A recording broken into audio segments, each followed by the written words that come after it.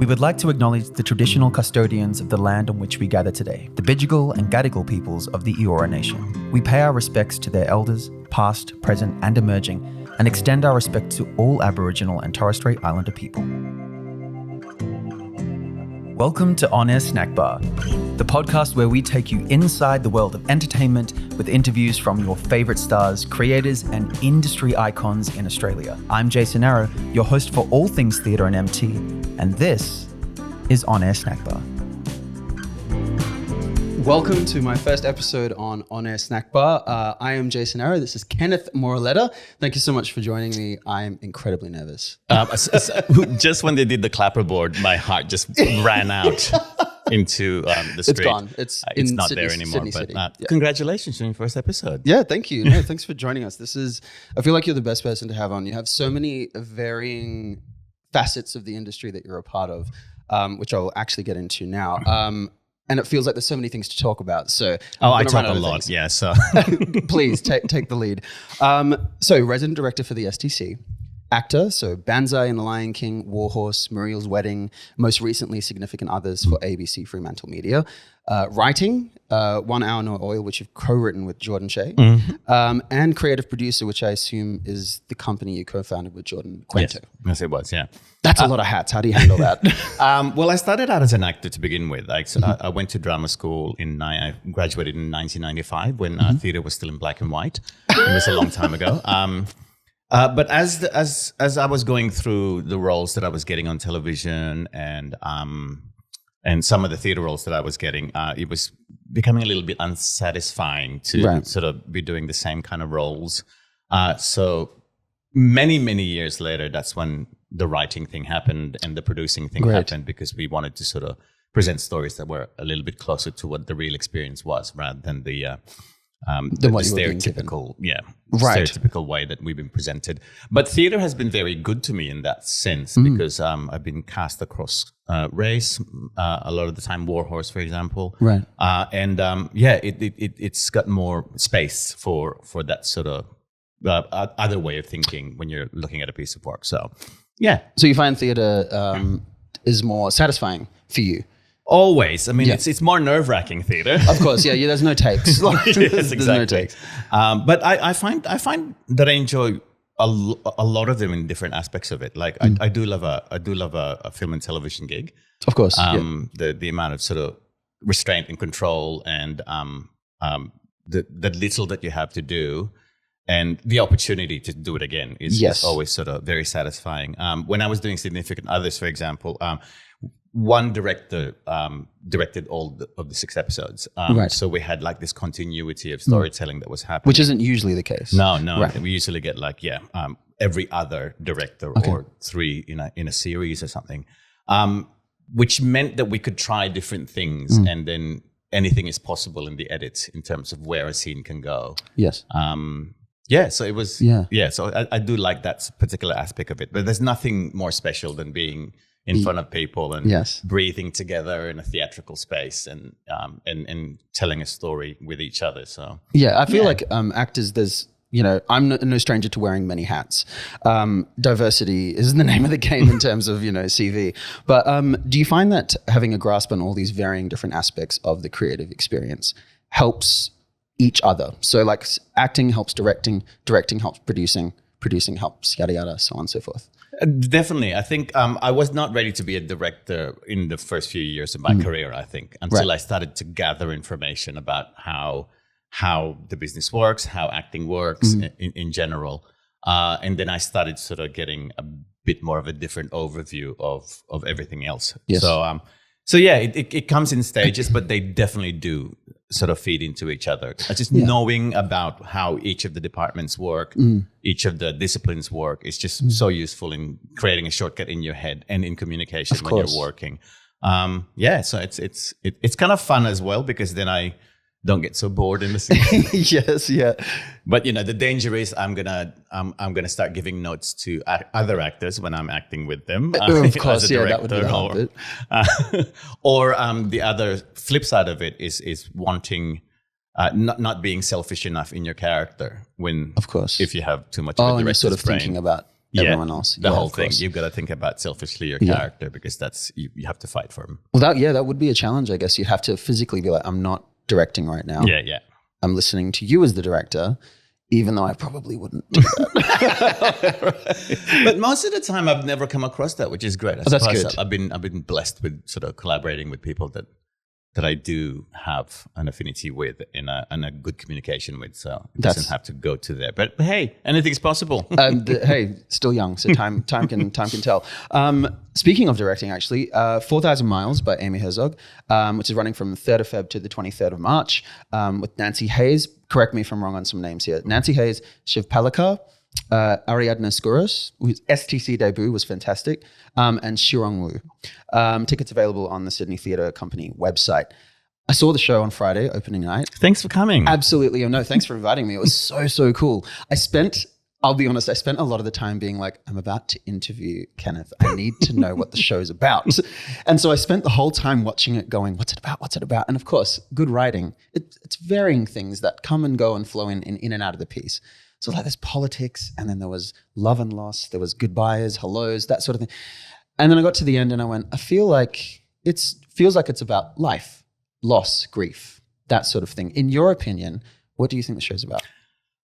Grief was the major thing that we sort of latched onto to begin with, because that's like the first thing that you sort of notice when you read the play. But as you said, the mark of good writing is like all of that, all of the thematics and the exposition is so deeply entrenched in this amazing writing, and you don't notice it the first time around until you start investigating and unpacking it and putting it up on the floor.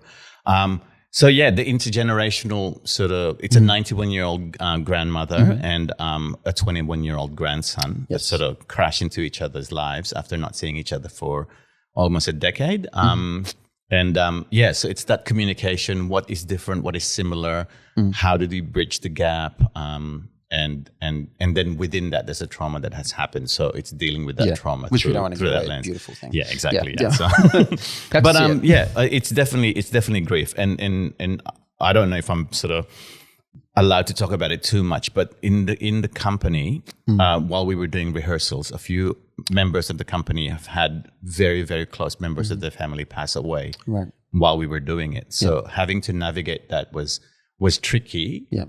But also having a play that spoke about it thematically kind of cathartic a bit. Yeah, it was a beautiful healing sort of way of dealing with that grief, basically. And I was going to ask that. That was actually my next question. You did mention that in your opening night speech. That I did. There was some grief that had gone throughout the cast for a few people. Was that something that played into how you directed the show moment to moment? There was a. Wait, okay. So, because I mean, you obviously had a plan going into it. Did it shift the way in which you? It definitely did. I mean, I have around me a fantastic set of stage managers, led by Sarah Smith, and then Zoe Davis as ASM, and also the people in the offices upstairs, like the company management and stuff. We're doing a lot of management around that. We had taken an understudy in for one of the characters to make sure that if anything happens within the season, that will be taken care of, so there's no anxiety about it. But in terms of the logistics of it, there were a few things that we had to do. We had to sort of do the schedule a little bit differently, and just be sensitive to what's happening at the time. And I suppose that affected a little bit what we could possibly do on a given day. But all of them are so wonderfully professional and you know, do their best to leave outside and be as present as possible. But obviously, grief is a. If you're mentioning it and it's happened to you, it's going to come out. It's going to come out, and having the safety and protection of that is probably the most important thing. And so cultivating a safe environment in the workspace was paramount for you in that. Okay, and also communication. It's like, you know, it's to not hold anything back if it feels like it's not, you know, going the way that you think it should go, planned, or feel that it's not going very well. So, yeah, communication is very important. Do you find life experiences of your own can influence the style of your directing? I don't know. Don't know. That's a tricky one, actually. As an actor, as you know, you get given a particular role, a particular vibe, a particular style or genre, and then you just jump straight into it, and then you just go yes and to everything. So, in terms of like finding a specific directorial vision or style, I just get affected by the work and what is needed at hand in a sense. So, but in terms of my own sort of preferences, I do like a piece that makes people laugh. It's just like, I think it was very funny, which is not what you would expect. But grief does have a lot of humor when you know, going through it, you reminisce, and it brings in a lot of humor. So yes, it was very funny. 4,000 Miles is billed as a drama. Yeah. But yet there's all these funny moments that happen, and they're not comedic tropes that you're used to. They're just funny interactions that happen in real life. Yes. That sort of surprises us. So into laughter as some sort of response or defense even sometimes.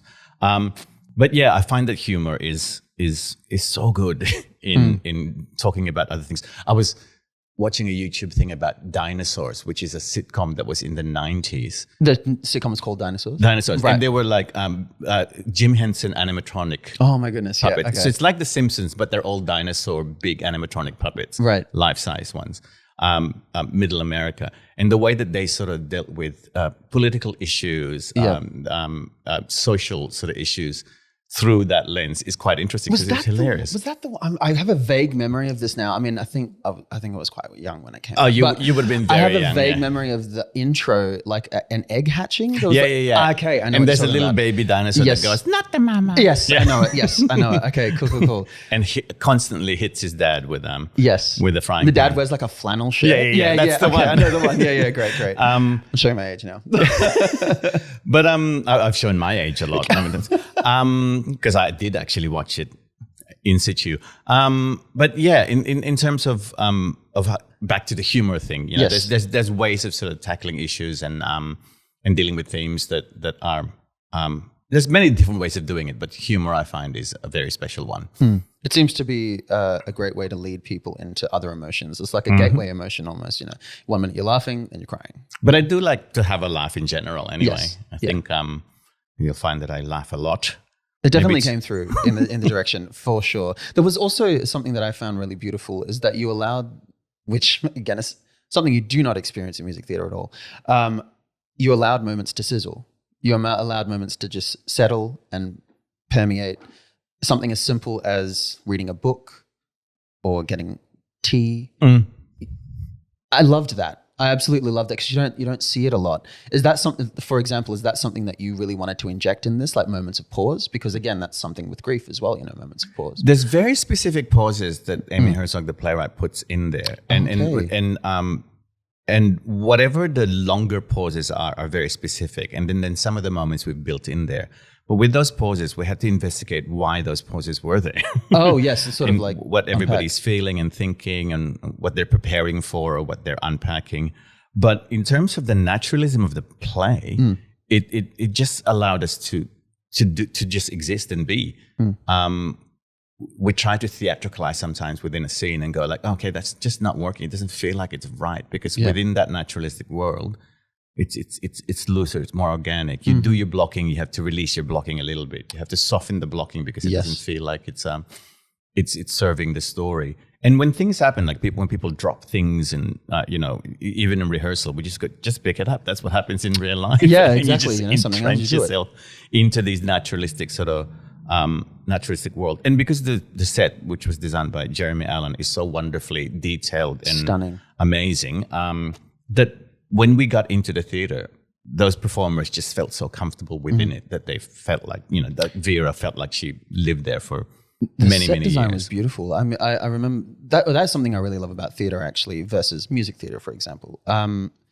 Music theater always tends to be like there's a sheen of fake over it, you know, like there's a little sheen of fake. It's made to look old instead of just being old. And that set for 4,000 Miles, the fabrics, all of it, you could just see it. It looked like a lived-in house. The glassware, there was even like an air compressor for an air conditioning unit for the next outside, door. Like really, really detailed. Is that something that you sign off on, or like, because obviously we're talking about you know, directing for theater is very different for directing for music theater.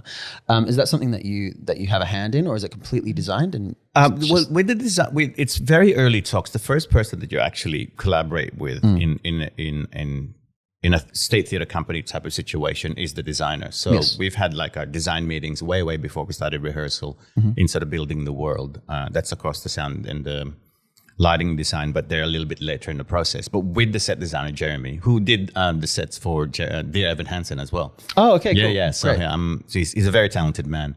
But it's all of that sort of steeping ourselves into the world that we want to do. We went specifically to a place where that play would be in New York, which is West 10th Street. Yeah. So I went for a trip to New York and went to West 10th Street and stayed at the building that we've decided is the building for this. Yeah. And it was great. And then within that came all of the details. He does a lot of research. And then when we started rehearsing it and seeing how people were working with the space, all these other things were added, like the little track in the linoleum of where she would usually walk is like a bit more worn than the other parts. There's one part of the wall that she touches a lot, and that's a little bit dirtier than the rest. I didn't even notice a little bit of cobweb up on the window. And that side of it, which was Joe's side of it, was left a little bit alone, and this one's a little bit more lived in because she moved from that side to this side. All these little details that sort of add to the life, and it doesn't have to be sort of telegraph or semaphore, but it just adds to the naturalism. It also helps the actors. I mean, then you're acting and you open a book and it actually has words in it, like of what the book actually is, as opposed to being like sometimes I've been in shows where you'd open the book and it'd be like Latin or something. I don't know what this is.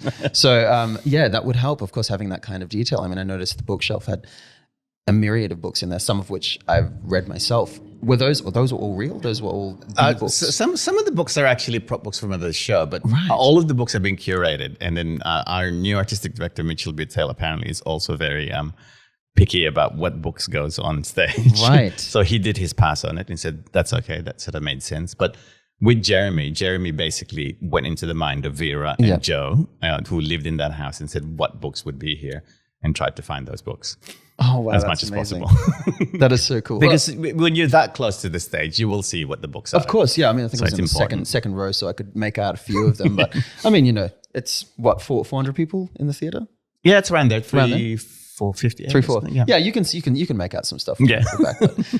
So we're talking about directing and what the process is when you're getting into doing a new show and all that. I wanted to get into casting. Very sort of hot topic at the moment as well. But you've experienced both sides of casting. So you've been on the audition scenarios as an actor and as a director. Which side of the table do you prefer? Oh, God. I have so much respect and admiration for people, especially in musical theater, doing auditions. Because it is seriously the most harrowing thing to sort of go through. To have to prepare like up to 6 songs, the whole show, basically. 4 scenes, or whatever it is, to only ever see a little bit of it. And I always panic in the dance component of it. So that's where my PTSD comes from. Oh, okay. But having been on the other side of the panel, what was interesting to sort of notice that the people in the panel want you to do well. Yes, I've been told.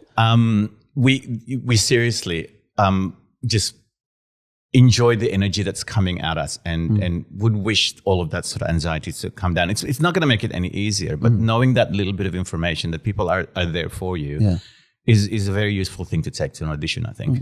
Makes your job easier too, because if they're really good, then you're like, well, done, home time. Yeah. So, yeah. Exactly. But and there's a sense of play is always useful in the other side of the panel. Yeah.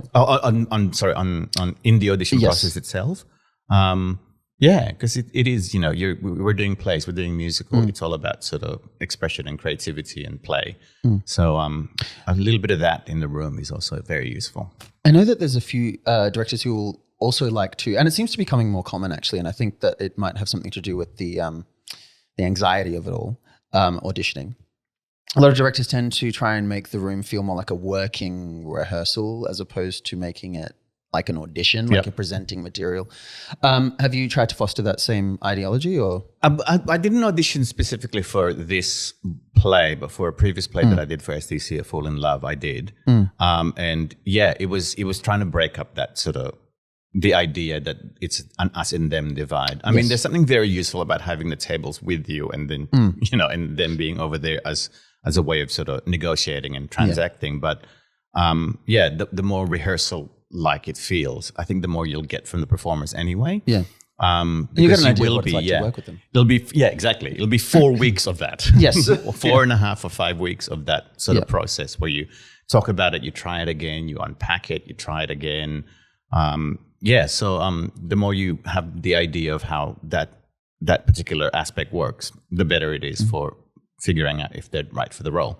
But for this particular play, for 4,000 Miles, I have worked with these people before, and I knew when I was reading it that they were the ones. So yes, right. So, I mean, Nancy Hayes, God, yes. Fantastic. 20 years since she's been on the STC stage. Yeah. Summer Rain was the last one that she's done.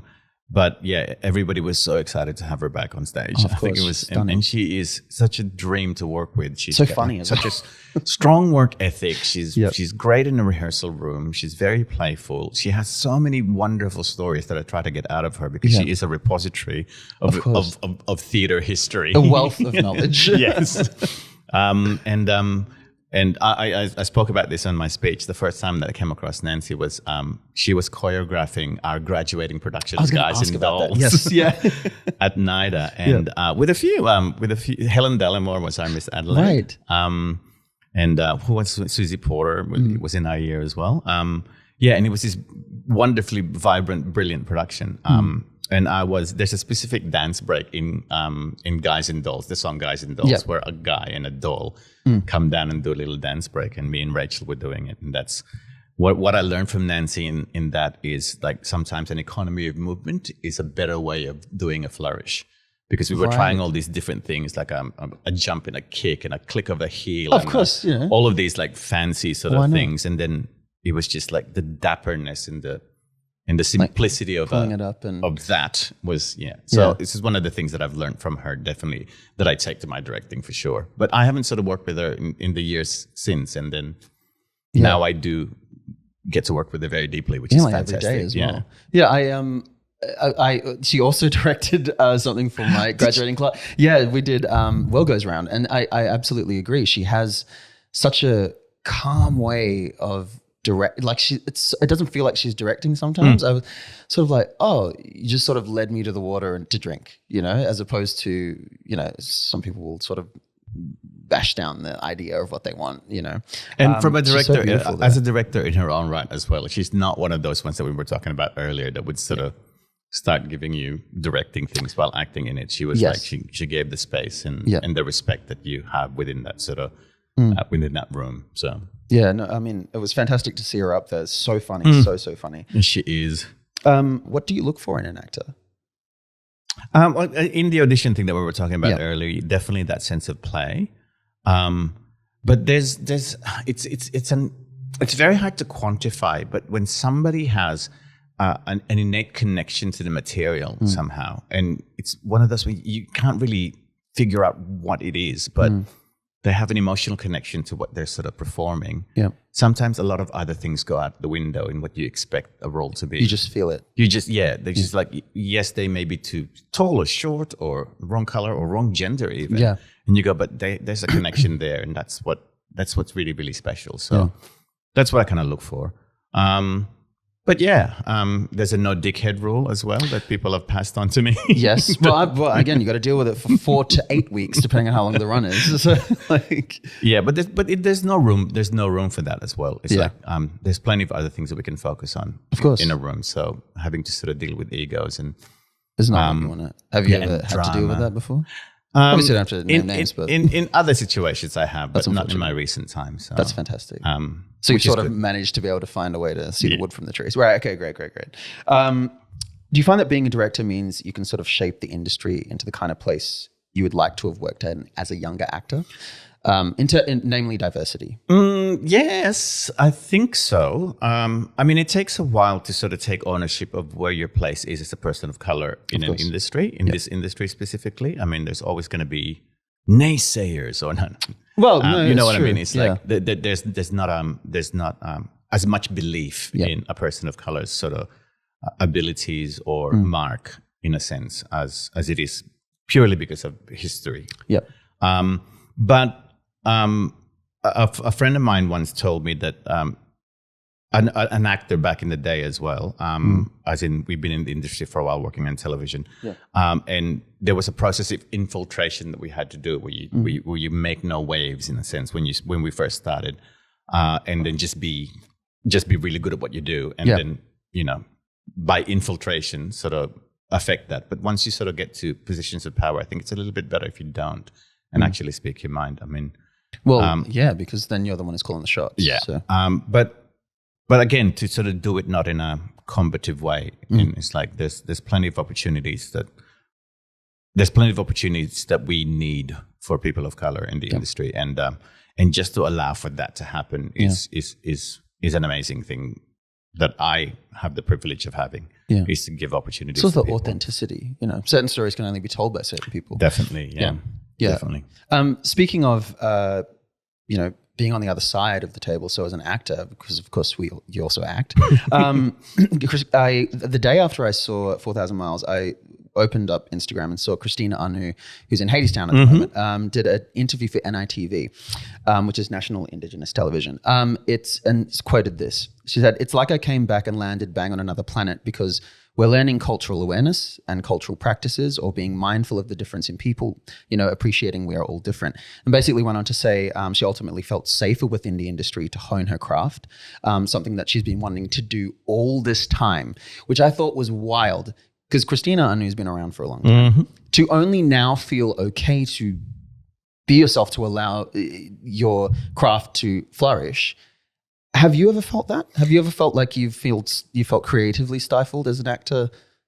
I went to a drama school that's predominantly of the Western canon. Yes. So even to find a role for me to do in graduation that was a bit more reflective of my true sort of ethnicity and background was very hard to do. So we had to exist in spaces that you were always other within it, and there was success in that.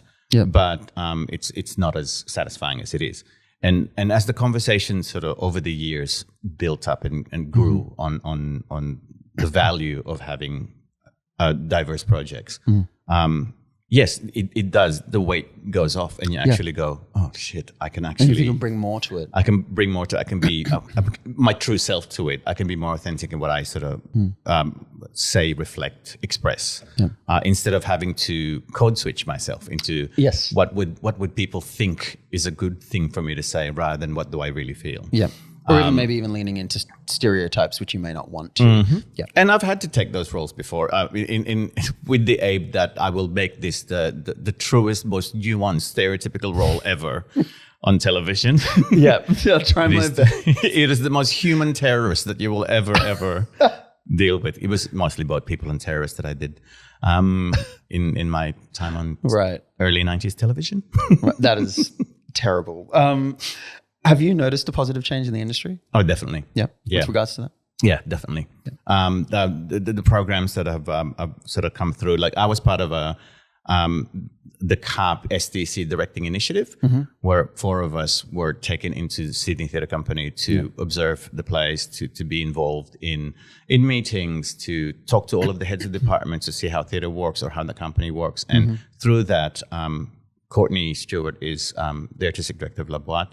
His name is resident director at Melbourne Theatre Company. Amazing. And then I'm a resident director at SDC, and Jennifer works for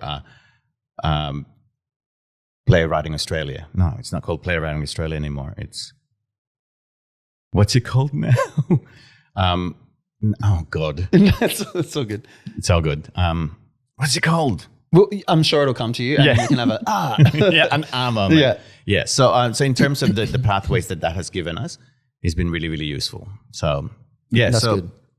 So you feel like initiatives and things are really coming across. And seeing people in leadership positions, people of color in leadership positions, is so important as well. So because you can involve as many as possible in a particular project, but if you don't have support for them, then it's not as useful as you think it is. Yeah, then it becomes more performative as opposed to actually trying to cultivate an environment where people can flourish. Speaking of, and usually this can come from not feeling like there is technically representation, but I wouldn't know if this is in your particular instance, but Kwento, your company that you co-founded with Jordan Che, who you're also writing with. What does Kwento mean? Kwento means story in Tagalog, which Right. is one of the main Filipino languages. And we set up the company. This is post-COVID. We were meant to go with a play called 1 Hour No Oil at Downstairs Belvoir, and then COVID happened. And then we needed a producer to do it. And everybody was wanting to produce other things. The people that we love already had projects that have been sort of been waiting during a terrible time for our industry, COVID. Yes. Yeah. First thing to close, last thing to open. Yep. So we decided to take on the reins of the producing and produce it ourselves, which has been very, very satisfying because we managed to sort of really, really express what we want to express as a company. Yeah, you have the full control at that point. Yeah, which is fantastic. So we had like an Indian-Australian story that we shared and 2 Filipino stories. We hope to continue that, but we got a little bit busy because I'm directing Jordan's play for Queensland Theatre. Yes. Towards the end of the year. It's called Malacañang Made Us. It was the winner of the Queensland Premier's Department Award, QPDA. Yeah, that's right. It's going through a series of developments, and we're really, really excited to put it on. Yeah. So, any plans for the future of Kwento, like 5-10 years time? We want to continue to share stories from people of color. I mean, in the last meeting that we had, Jordy and I were looking at other Filipino playwrights across the world to see what they have, but then that's as a first step, and then to expand that a little bit more after. But it's the good Which thing there about is many. Yeah, exactly. When we went to Manila, I was like, wow, there's so much theater here.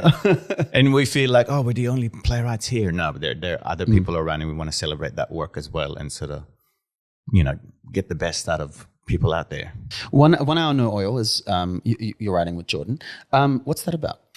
It's about a massage. It's a series of 1 hour massage sessions. I love it. Between a miner, a fly-in, fly-out miner in Western Australia, and a Filipino massage therapist that's a recent migrant. And this came about when I was getting a massage in Perth. I was doing a play for Black Swan, and I was getting a massage, and I could just hear this guy being extremely racist, but not deliberately, to this woman. Yeah, the old subtlety of it. And I got up my voice memo, and after the massage, and very groggily went, "Here's an idea for a play." Years later, I was cleaning my phone. I went like, "Oh, that's here." Listen to it. I sort of started writing, and then I got Jordan to sort of co-write with me, and then we produced it, and that's where it was. But the thing is about this as well, if it's ever going to come out again, I hope it will. The massage happens when they don't touch each other ever in the play. Oh, okay. But it's a series of 1 hour massages, so that's our little little hook for you. What's your process writing? Like your writing process. That was a weird way of asking that. What's your writing process? What's my writing process? Well, I like structuring something from what a go to begin with, and then filling out the flesh later. Yep. Because after I get the structure, I can. So I'm not necessarily scene 1 to 10 or anything like that, but like I know that I'm heading towards something within a structure. Yeah. And then I take out one section of it, and then I just play around with it and expand on it. Yeah. But nothing is ever cemented until I hear actors say it. Yes. Yeah. So during the process of 1 hour no oil, I slipped a 50 to actors and go, "Can you please just read with me?" Yeah, and explore a little beauty bit. can come from that improv. Yeah, exactly. Yeah, and collaboration is always the best thing to sort of get nuance and detail into a work. Community-based writing. I love it.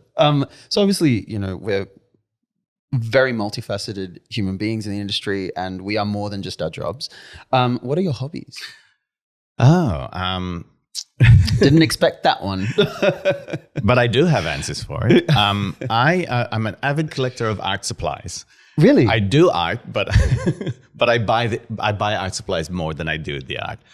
Watercolors, painting, I usually do. Mm-hmm. I do a little bit of knitting and crocheting every now and then. I love it. When it strikes. I did one play years ago called Australian Graffiti at STC. Mm-hmm. And because I had some time off in between scenes, I would have a different piece of knitting on every single exit. So I'd go out and pick up that one, and then go out that way and pick up that one and do it, and then eventually had presents for everybody in the cast. I love that. So all made, Yes. all handmade. I love that. Scarves, some leg warmers, a couple of beanies.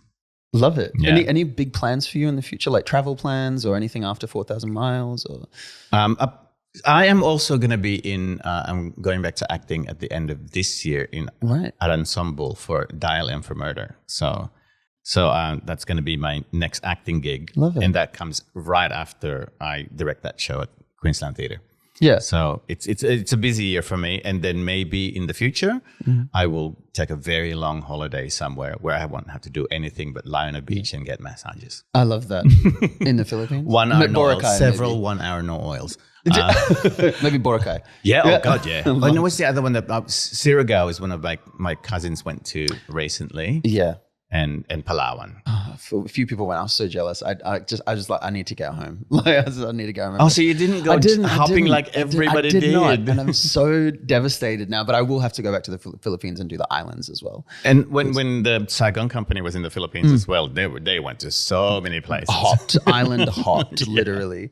Okay, so I'm trialing a segment. Let's see if this works. It's called This or That. Okay. Just pick one or the other. 10 questions. Whatever comes to mind first.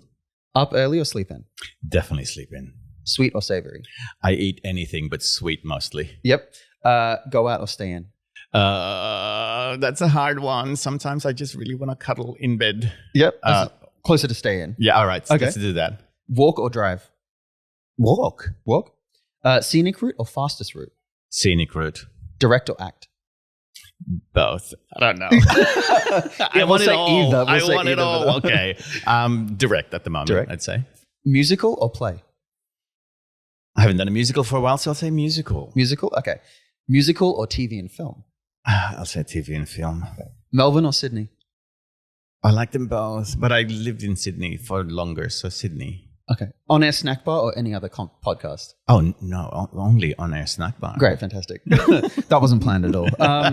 So this is in relation to a snack bar question. Being that we are recording for On Air Snack Bar, it seems only right to ask, what is your go-to pre, during, or post-show snack? Pre, during, or post-show snack. I do like a boysenberry from the Capitol Theatre. The chop tops, Yeah. because you don't get boysenberry anywhere else. You really don't. I do like a martini pre-show though. Hey, look, that counts. It's from the bar. It's from a bar. Post-show, it's usually chat thai. Nice. Or at one point, they had late night yum chat, which is amazing. Oofed. Yeah. That sounds fantastic. One last question. I'm calling it my chorus line question, which you would know because you've done musical theatre. But I can't dance, Jason. You know the show. I'm a mover, an actor who moves. Strong mover. Yes, thank you. If you could not do anything creatively, say tomorrow it was universally outlawed, what would you do? Garden. Great. Yes. That's a fantastic answer. That makes sense. Yeah. Okay. Yeah. No, it's just always good to see what potentially the plan might have been if you didn't do theatre or you didn't do anything creative. I always like to see where maybe people's trajectories were heading. Well, my mum would be very disappointed in this because both my parents are doctors, and I was quite keen when I was younger to be a doctor. Right. And then I'm not, but I have played a doctor several times, so that's good. So we found a way to get back to the roots of it all. No, look, thank you so much, Kenneth. This has been absolutely amazing. Thank you for being my first guest. Oh, wow. I feel so special. I did well. I don't. You did amazingly. Thank you. I was like, I hope these questions are good. Thank you so much for joining us. Kenneth Moraleda, 4,000 miles playing at the STC. You can get your tickets on the STC website from the 3rd of February to the 23rd of March with Nancy Hayes, Shiv Palakar, Ariadna Skouros, and Shirong Wu. Thanks so much. Be there. Yes, absolutely. The curtain has fallen for today's episode, but subscribe on YouTube and follow the On Air Snack Bar channels on Spotify, Audible, Apple Podcasts, or wherever you get your podcasts to stay tuned for all the latest updates. We will be back next week with more exclusive interviews from the world of Australian theatre.